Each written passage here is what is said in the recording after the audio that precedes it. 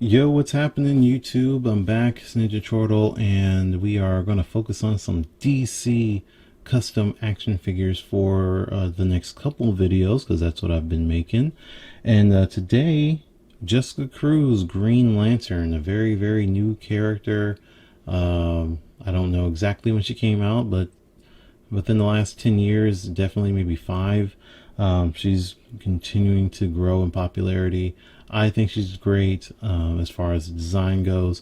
Truth be told, disclaimer, I don't read DC Comics, at least not currently. That's a whole nother sidebar there. But I do like Jessica Cruz, and I decided to make one, and here she is. So let's get into how I made her right now, because that's what this video is all about. More about the parts and pieces, and maybe techniques and things that you can get her accomplish. If you're interested in making one, you can get one done yourself. So this way I'll at least lay out the parts for you, and if you want to piece one together, paint one up, you know exactly what to do. So let's go ahead and get into it. Start at the bottom. I did use actually, let's go ahead and talk about her hair color first, because I used a design sheet that was actually, at least from what it says that I found on Google, and the actual sheet itself says that version 1.0, it was designed by Jim Lee, or at least that sheet was. I don't know if she was created or designed by Jim Lee himself, but he signed that sheet, and she had black hair. So I know black hair and brown hair go back and forth with Jessica Cruz. I believe officially she's supposed to have brown hair, and that's what I went with. So this is just straight up brown hair. I just literally this morning, I finished this custom like a week or so ago. And this morning I discovered that I had in fact bought dark brown paint, because I did have intentions of painting it dark brown, so that way it could be brown but still look kind of black. That's the idea. I bought it, but I forgot I bought it. And I bought it, and I could have painted it while I was working on this, because I bought it several weeks ago. But if I was going to redo it, I would actually give her dark brown, and it would have been a little bit darker than this. But I still really like the way the brown looks on her, especially with the skin tone. It just looks really, really good. Okay, let's go down to the bottom now. Again, so that design sheet, she had flats, and with black on the bottom, a little bit on the sides there. And yeah, that's just how her boots look, her feet look, and so on. So as far as the actual piece itself, again, you can use whatever flats that come on almost every female Marvel Legend out there, but these are the same ones that are on this figure. This is from Julia Carpenter, Spider-Woman, and they're already white on the inside, and all that, so there's no paint rub there, and just painted the bottoms of them black. As far as the rest of these legs go, you can see that I didn't paint the white here, like I said, this, but the white on the leg itself is painted, and they don't match, because again, it's white plastic and white paint. They're gonna look different, and yeah, they don't match at all. If it bothers me in the future days, weeks, months, years, that they don't match and I just feel like painting it, then I will paint it. But for right now, it's not such a deal breaker that I just need to bust out some white paint and make sure it all matches. But as far as we'll just go ahead and get her out here. We've got our Walgreens Emma Frost, so let's move this over just a tad. I don't know if Emma's gonna stand for me because of those heels, which I'll have to circle back to in a future video. But anyway, Emma Frost. So this figure, these thighs, the hips, thighs, knees, legs, all are the same ones. Here they're already black.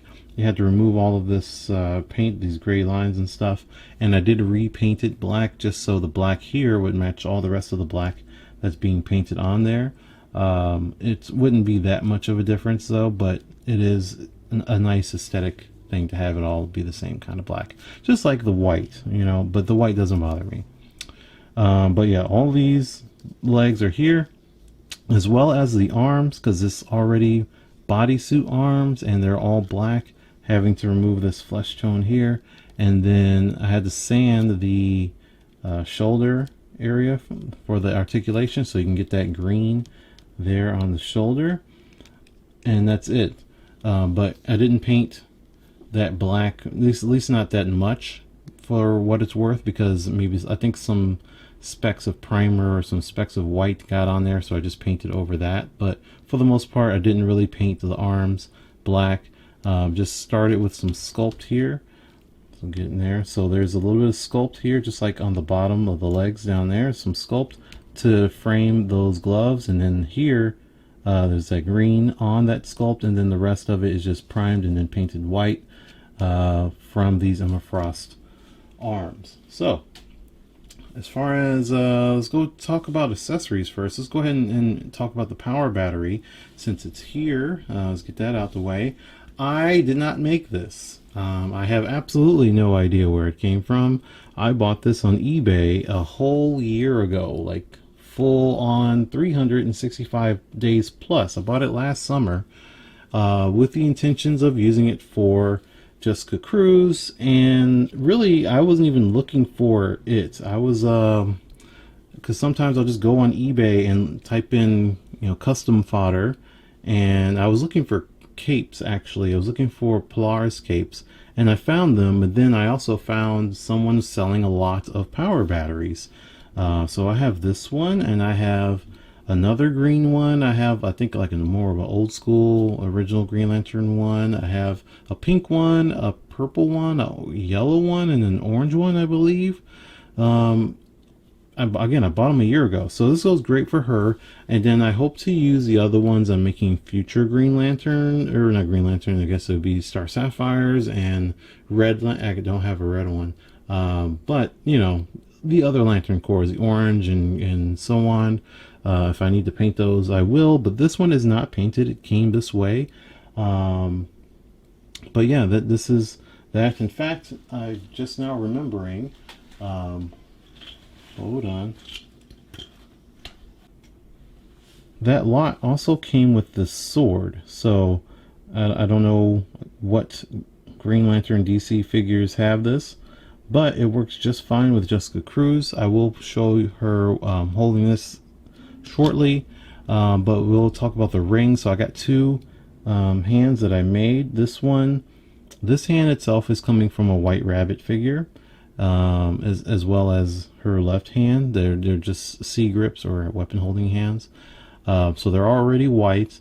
And then I made the ring myself out of plastic, right, and just drill a little hole with the Dremel there, and then cut the rest with a X-Acto knife. So that's a good close-up shot of that one. This one's a little bit better looking overall. It's the exact same process, but this one is a fist.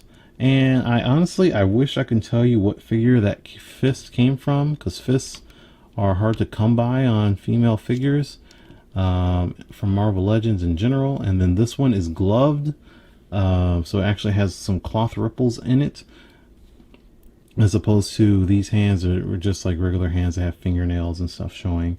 But this one is gloved specifically.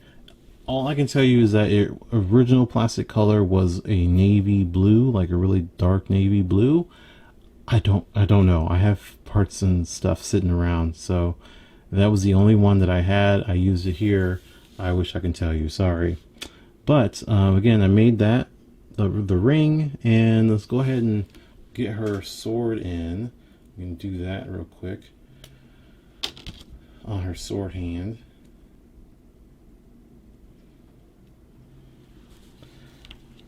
Okay, so there's that. It fits just fine. So I probably assume it's from one of those DC 7-inch figures. Again, I have no idea. But it fits just fine on a Marvel Legends hand. And it looks good. The greens don't match, but that's fine with me. I don't really mind either way, but it looks really cool. I'll just go ahead and keep her displayed with that. And honestly, I don't even know if she makes swords. It's not really relevant. I'm just making a really cool custom, so I have no idea what her style of fighting is. Anyway, let's continue on.